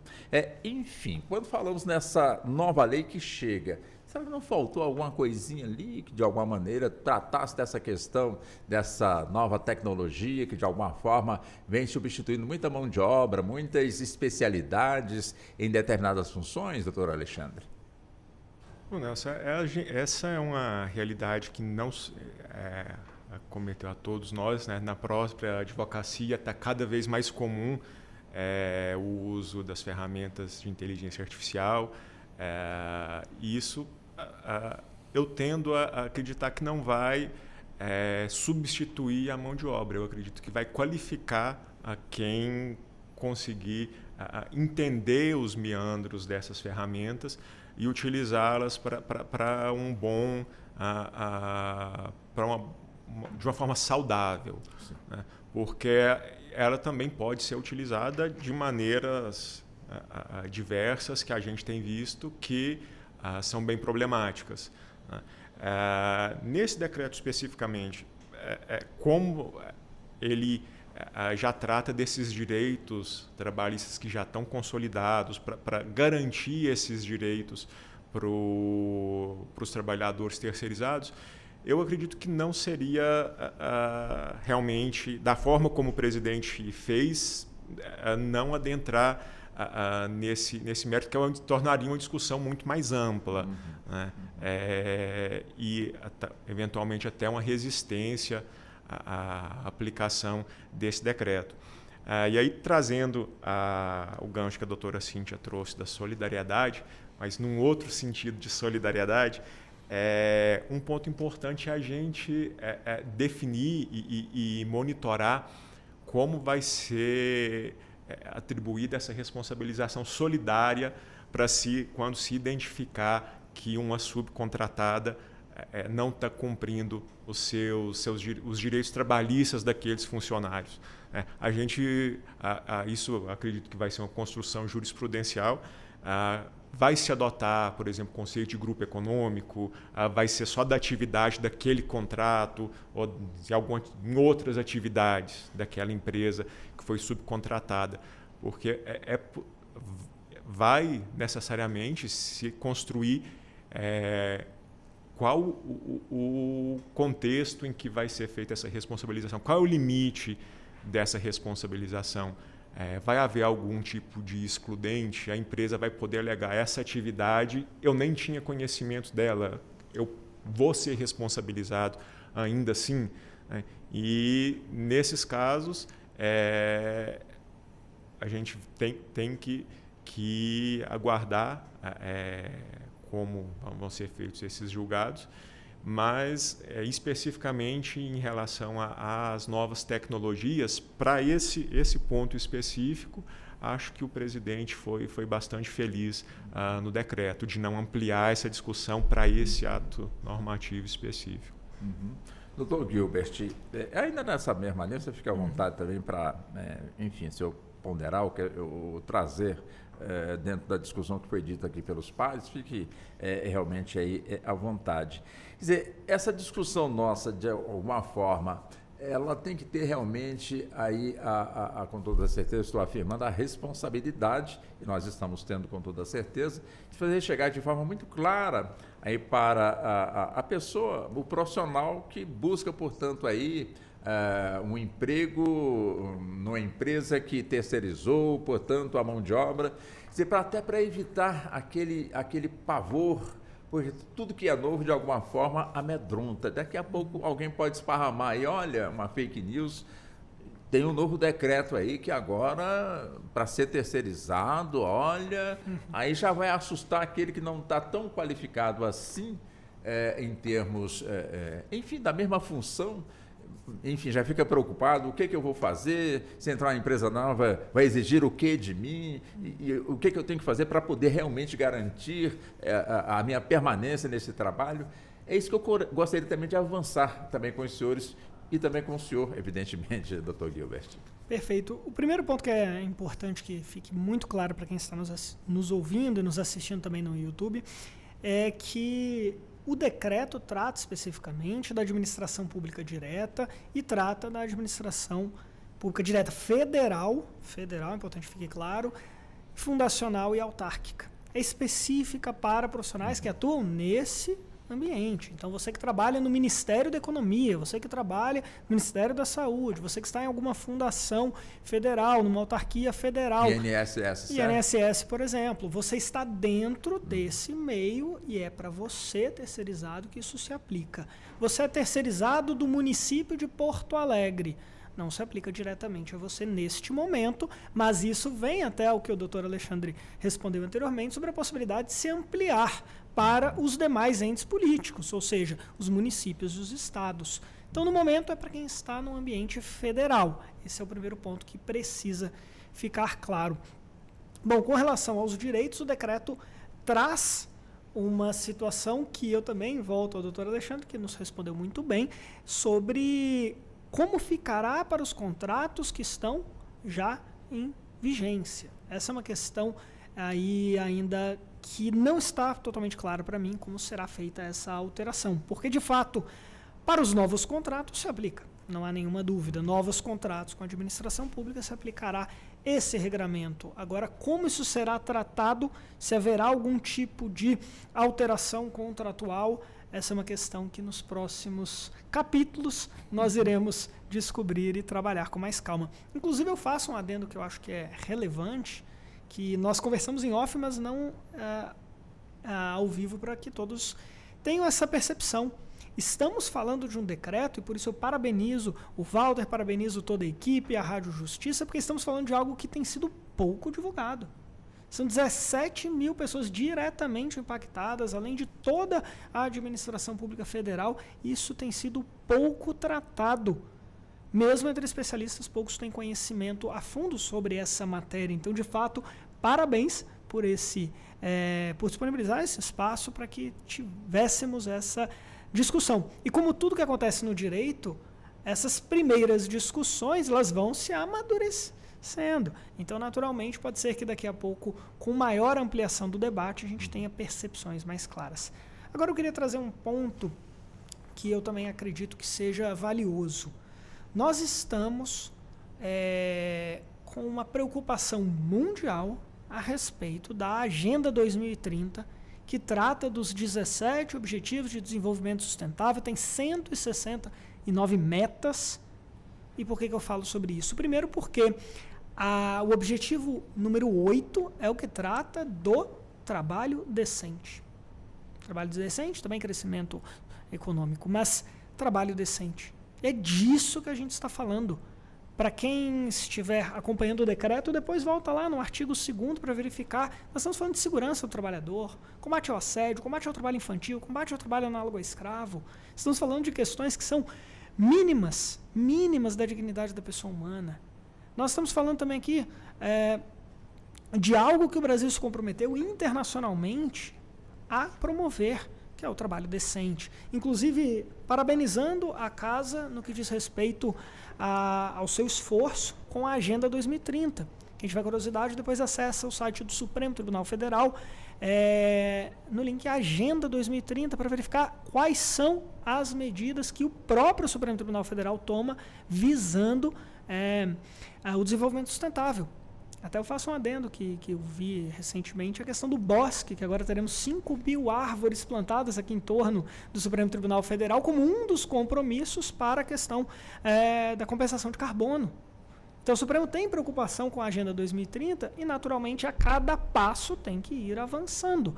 E esse avanço certamente também se dará na proteção dos trabalhadores, na proteção dos terceirizados, em toda a matéria que diz respeito à Agenda 2030. Então, acho que é um tema muito importante que a gente precisa também ter cuidado. Doutora Cíntia, aproveitando esse gancho deixado, eu acho que a senhora até trouxe também, justamente essa questão, né? Ou seja, o decreto, então, está aí para ser cumprido. E, evidentemente, existem muitos contratos, portanto, em andamento. Quer dizer, como é que a senhora vislumbra realmente aí essa questão? Espera-se vencer o contrato, quando vier o novo, aplica-se a nova lei, ou na vigência pode mudar esse contrato? Existe algum amparo legal, algum arcabouço legal que permita realmente fazer essa mudança de contrato ou não? Nós temos inúmeras interpretações jurídicas sobre isso, né? Demandas judiciais sobre essa questão do tempo em que a legislação é aplicada. Nós tivemos isso com a questão da reforma trabalhista, foram várias diretrizes, a partir do contrato com o trabalhador, a partir do contrato, a partir da legislação. Mas, nesse caso, dada a importância, a gente está falando de segurança do trabalho, são normas constitucionais. Então, não vejo, assim, numa interpretação, né, de acordo com as diretrizes constitucionais, a aplicação imediata e no sentido também dos novos contratos. Não necessariamente que sejam novas empresas contratadas, porque aí não faria sentido. Imagina uma empresa que está com um contrato de 5 anos com o Supremo Tribunal Federal. Daqui 5 anos que ela vai estabelecer todas essas diretrizes? Não. Então, o que se tem para trás não vai ser cobrado a nível judicial de regredir a legislação. Ou seja, o que a legislação está cobrando agora, eu não vou cobrar o que já passou. Mas daqui para diante, essa legislação está valendo. né? Não vai cobrar, por exemplo, a empresa no mês de maio não apresentou a planilha. Ela vai ser penalizada com isso porque descumpriu a legislação? Não, não tinha legislação cobrando isso, mas agora tem. Então, considero sim que a legislação está valendo para as empresas, não a partir de um novo contrato, mas a partir desses contratos já vigentes desde o dia 12 de setembro. Então, as empresas com contratos vigentes já devem se organizar para isso, inclusive já estão se organizando nesse sentido. E é evidente que as empresas terão, de alguma forma, eu não digo mudarem, mas vão ter que se adequar realmente a essa... Sim, devem se adequar. E uma questão muito interessante de adequação nesse caso, foi até dito aqui, o número elevado de acidentes de trabalho que tem em relação aos terceirizados, e muitas vezes isso por conta de falta de treinamento, por falta de equipamento de segurança. E com esse decreto agora é um dos primeiros dispositivos que traz sobre a proteção em relação à segurança e à saúde. E essa proteção, ela envolve treinamento, ela envolve entrega de equipamentos de segurança, não só a entrega, mas a fiscalização, a neutralização, né, do agente biológico, do ruído na medida do possível, logicamente. Então, assim, a empresa já tem que se organizar nesse sentido para que esteja de acordo com aquilo que foi determinado nesse novo decreto. Perfeitamente. Doutor Alexandre, quer dizer, com esse novo decreto, eu imagino, vamos supor que... vamos torcer que nunca mais aconteça, né, essa pandemia da Covid. Aí, de repente, uma empresa pública, de alguma forma, consegue X de... enfim, vamos colocar de vacinas, né? Para atender, portanto, o seu efetivo concursado. Quer dizer, com essa nova regra, se esse lote de vacina chegar para os concursados, também terá que chegar também para os terceirizados? Uma pergunta simples, para dentro da simplicidade também a gente fazer o nosso público, de alguma forma, entender do que nós estamos aqui abordando. Sim, sim. Realmente houve ali no período 2020, 2021, essa diferenciação, né, entre os servidores e os funcionários terceirizados para recepção de vacinas. O decreto ele não trata exatamente sobre isso, mas eu acredito que ele pode sim ser interpretado analogicamente quando ele impede qualquer tipo de discriminação entre os funcionários que são do quadro da tomadora e os que são terceirizados. Acredito que ele poderia ser invocado para se fornecer essa oportunidade, essa mesma oportunidade de receber aquele imunizante com os servidores concursados. E não só isso, né? Como a própria situação que você trouxe no início de espaços de convivência, espaços para alimentação, para descanso. Essa igualdade que o decreto traz quando se fala de alguns poucos pontos, isso aí já, como o professor disse, já poderia estar se invocando os princípios constitucionais, os princípios legais, para se tentar induzir ou, às vezes, até forçar, em alguns casos, essa igualdade, mas o decreto ele foi muito incisivo nesse ponto, né, de se vedar qualquer tratamento discriminatório do pessoal terceirizado, quarteirizado, enfim. Eu acredito que possa, sim, ser invocado, mas é preciso a gente ter um ponto, e aí já trazendo o gancho da aditivação dos contratos existentes, que existem alguns limites em relação a valores de aditivação de contrato. Ela é possível, mas você tem uma possibilidade, um valor X. Como que isso vai ser trabalhado no âmbito da administração para se utilizar essa autorização legal de aditivação para se adaptar aos contratos vigentes?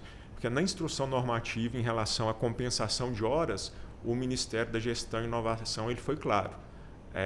Não é admissível, não é possível para um funcionário terceirizado fazer a compensação de horário quando houver aumento de custos. Então, seria o custo total do contrato, seria o custo total do que aquele empregado especificamente recebe, ou vai se fazer uma análise global, porque há alguns casos em que o decreto ele permite a glosa, inclusive, a instrução normativa, desculpe, permite a glosa de valores do faturamento. E não foi claro em que sentido que seria analisado esses custos.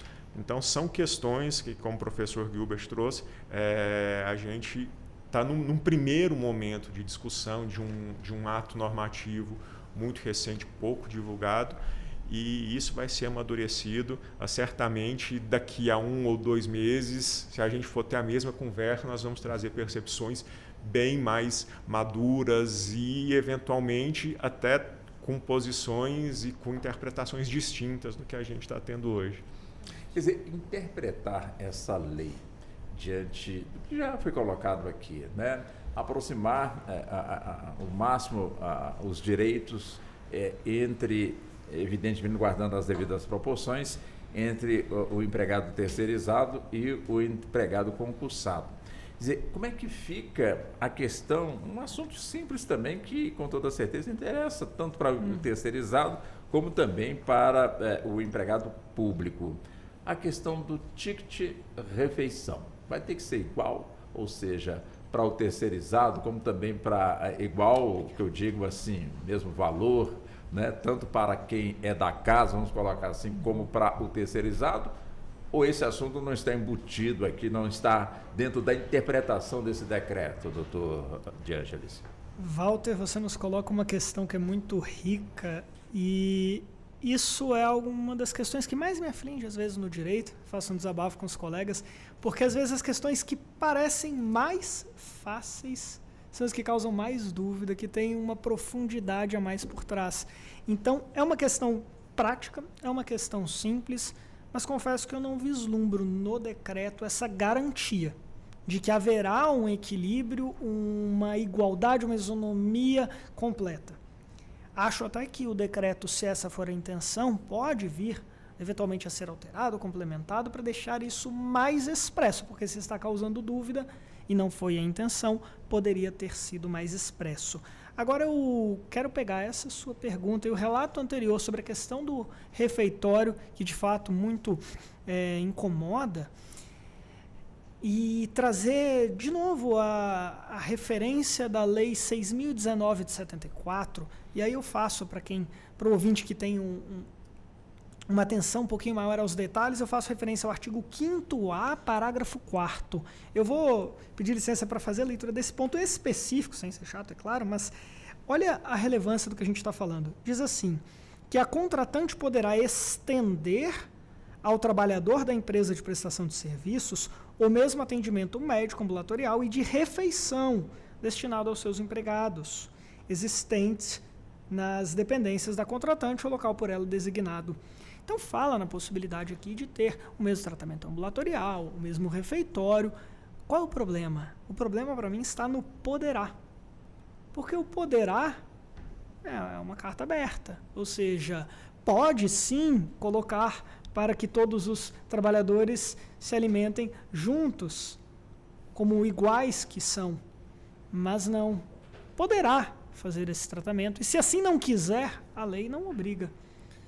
Esse é um problema que a gente tem e por isso que se dá margem para essa segregação que, francamente, ela é inadmissível do ponto de vista mais humano, mais simples do que é o convívio social. Fazer distinção por cor de crachá, por tipo de contratação, tempo de carreira, isso não me parece razoável, mas infelizmente a Lei 6.019 ainda dá margem.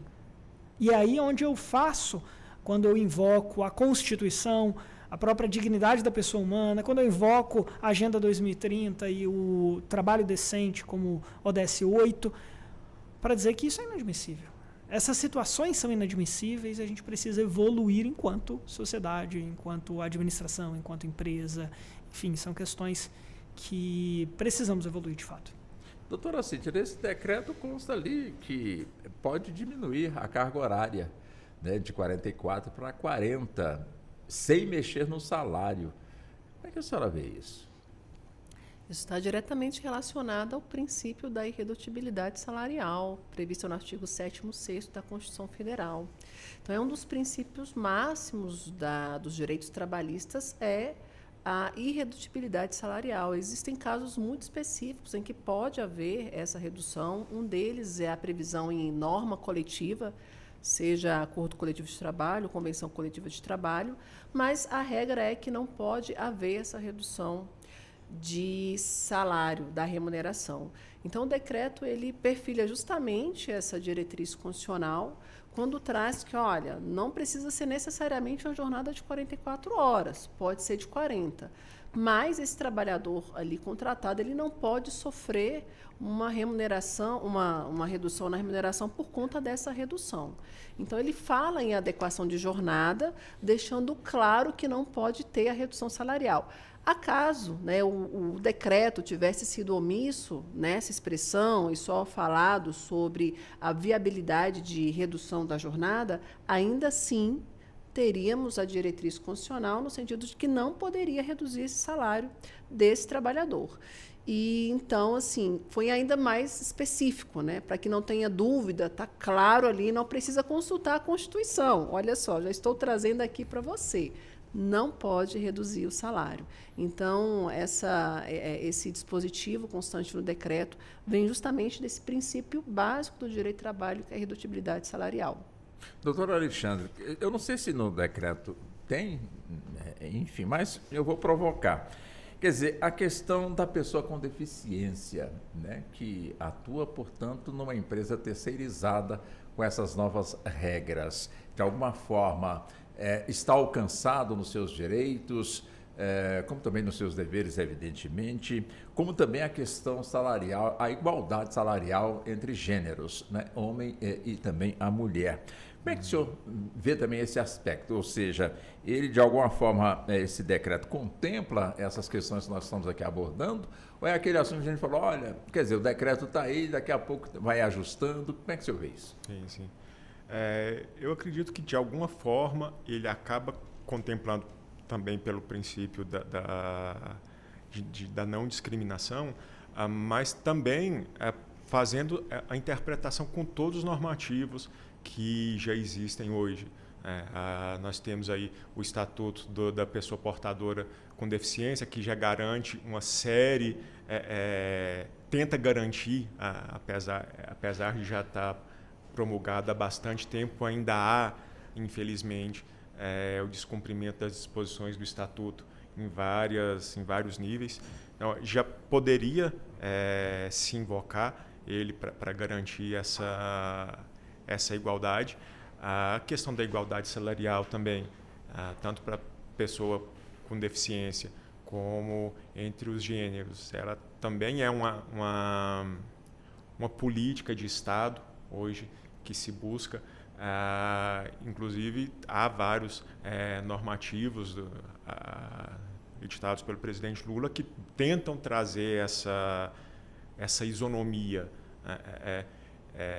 E, eventualmente, é preciso se dar um tratamento diferenciado, mas para possibilitar o regular exercício de todos os direitos por aquele trabalhador deficiente. Então, eventualmente, ele vai ser necessária aquela discriminação positiva, né, que tanto se fala, de fornecer todas as condições, mesmo que diferentes das condições dos demais, para que ele possa exercer sua cidadania, né, que é o principal objetivo da nossa Constituição.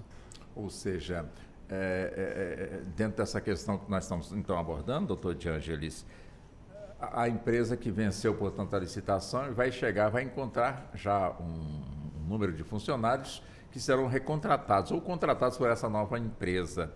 Ou seja, a lei diz que não pode mexer no salário, né, para baixo, não pode diminuir. Mas se essa empresa chegar com novos funcionários, ela vai poder diminuir ou tem que manter justamente o que a lei determina? Não pode diminuir o salário com os que estão ali, que serão, de certa forma, recontratados ou contratados. Mas está chegando gente nova. A lei é a mesma?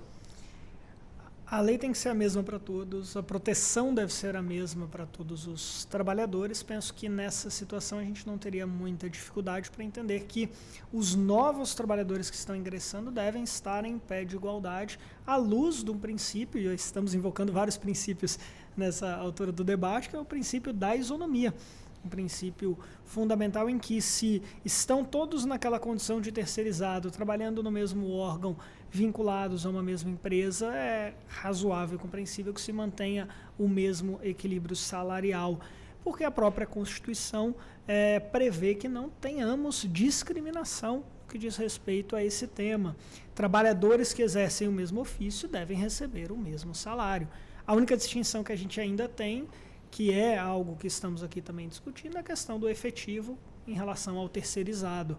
Mas estamos, espero que cada vez mais, avancemos no que diz respeito a esse equilíbrio.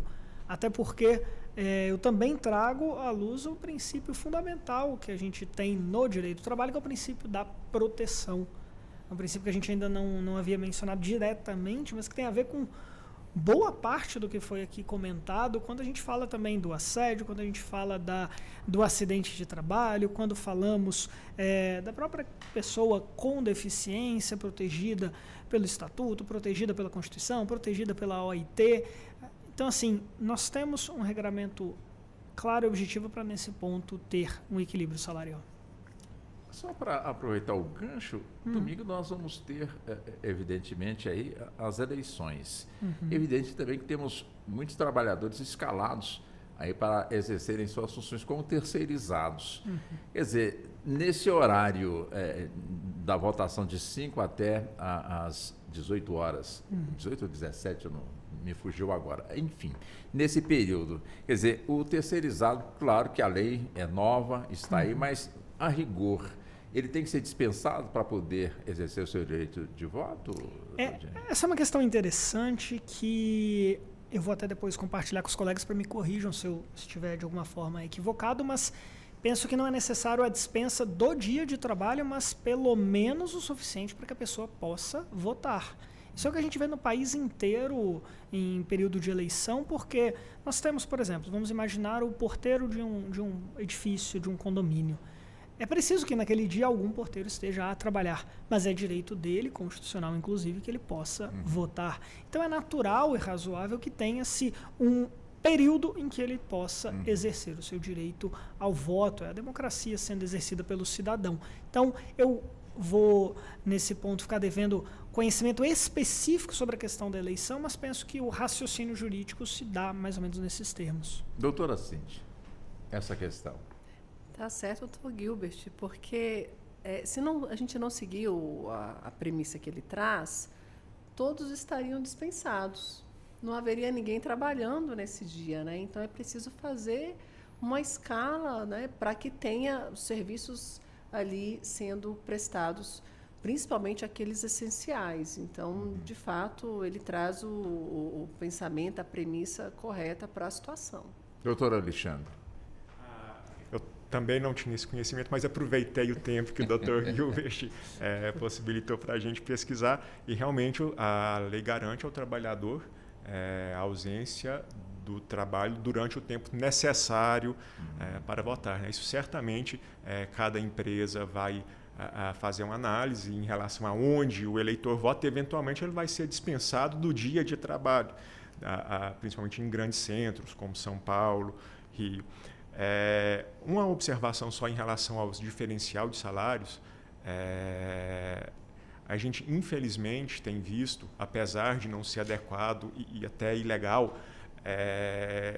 assembleias e convenções coletivas que estão reduzindo ou propondo para o sindicato dos trabalhadores a redução do piso salarial da categoria. Então, isso eventualmente é um caso que pode se chegar para o trabalhador terceirizado, porque você tem a vedação à irredutibilidade salarial para quem já está contratado, mas os novos contratados podem ser contratados para receber um salário menor. e aí se causa um outro problema, porque o trabalhador mais antigo ele já é um trabalhador mais idoso, que se for demitido para se contratar um outro trabalhador por menos, ele vai ter uma dificuldade maior de se recolocar no mercado de trabalho.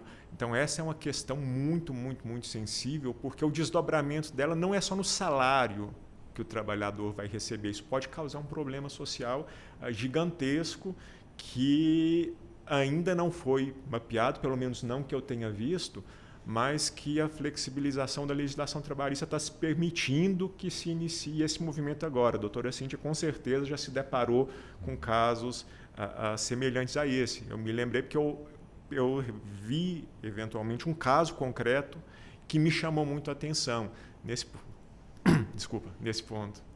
Perfeito.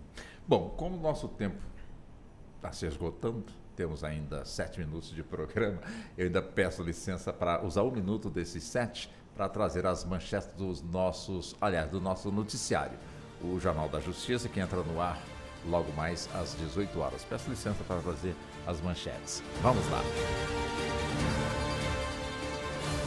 STF libera acusados pelos atos de 8 de janeiro que estão em prisão domiciliar para votar nas eleições municipais. Polícia Federal intensifica a atuação para combater a compra de votos. Justiça Eleitoral no Ceará autoriza a operação para impedir fraudes nas eleições do próximo domingo.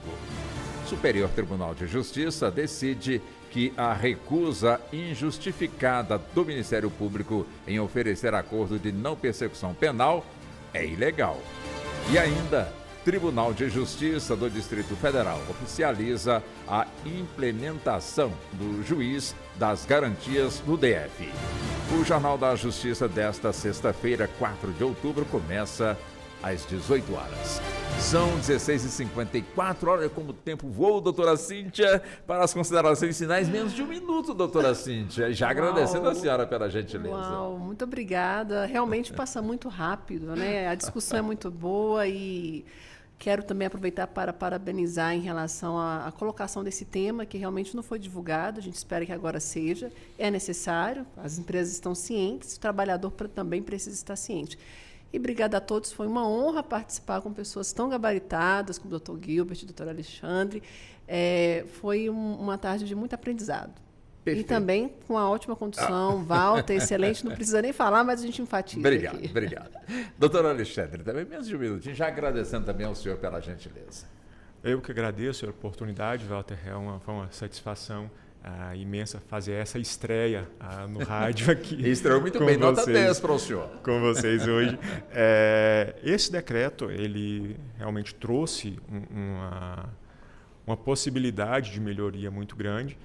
Eu espero que ele seja devidamente regulamentado muito em breve. Eu acredito, tenho certeza que a equipe do MGI, da ministra Esther, está trabalhando a várias mãos nesses normativos e vai ser uma grande melhoria nas condições dos trabalhadores terceirizados nos órgãos públicos, com certeza.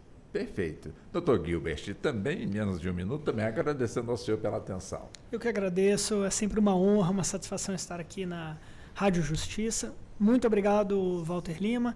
Estender os cumprimentos a toda a equipe, Ana Cláudia Possati, Neto Silva, Marcela Luiza, todos que nos recebem aqui com tanto carinho.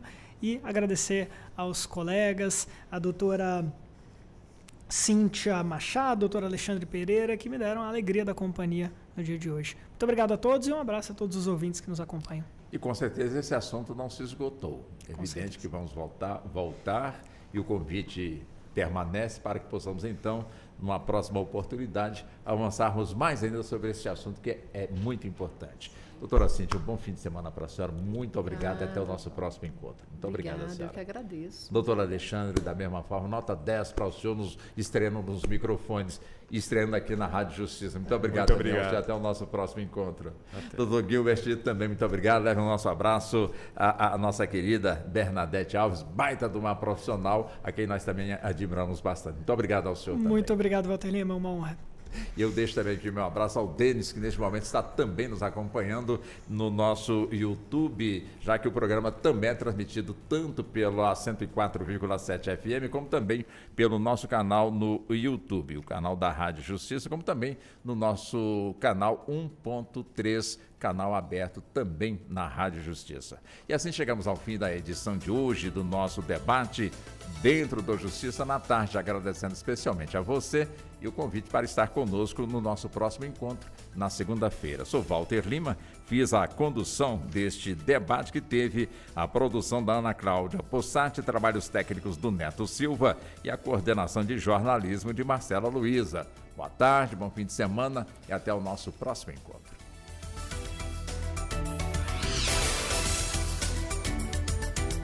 A Rádio Justiça apresentou Justiça na Tarde. Secretaria de Comunicação Social, Supremo Tribunal Federal.